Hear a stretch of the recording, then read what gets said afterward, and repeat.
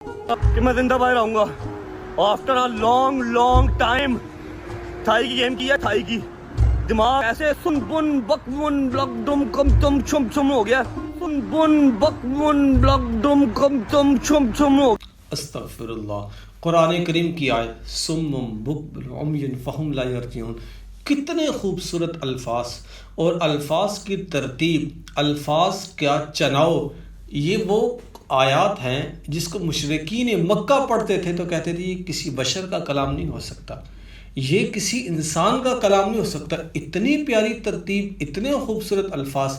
آج کے بدبخت جو اپنے اوپر مسلمانوں کا لبادہ اوڑھتے ہیں, جو خود کو ایک مسلمان ثابت کرنے کی کوشش کرتے ہیں, جبکہ حرکات اور سکنات مشرکین مکہ سے بھی زیادہ بری کر رہے ہیں.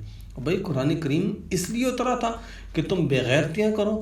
قرآن مجید اس لیے تو ہمارے اوپر نازل کیا گیا کہ ہم ان کے الفاظ کو بے ڈھنگے طریقے سے, بازاری زبان سے بھی زیادہ بیہودہ الفاظ میں نعوذ باللہ قرآن کی آیات کو پیش کریں.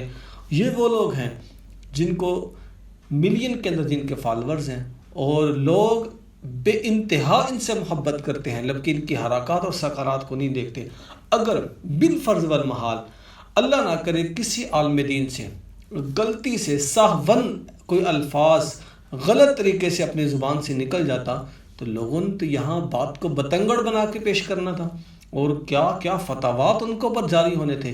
لیکن دنیا دار بندہ, ایک یوٹیوبر جس کے ملین فالورز ہیں اور جو اپنی بے غیرتی اور بے حیائی کی وجہ سے اپنی بہنوں کو نچا کر, ٹھیک ہے, اپنی بیویوں کو منظر عام پر لا کر وہ ہمارے سامنے قرآن کی آیات کو بے غیرتی کے ساتھ پیش کرتا ہے, ہمیں کوئی اقرار نہیں, ہمیں کوئی تکلیف نہیں ہوتی, ہمیں کوئی پریشانی نہیں ہوتی. کیوں؟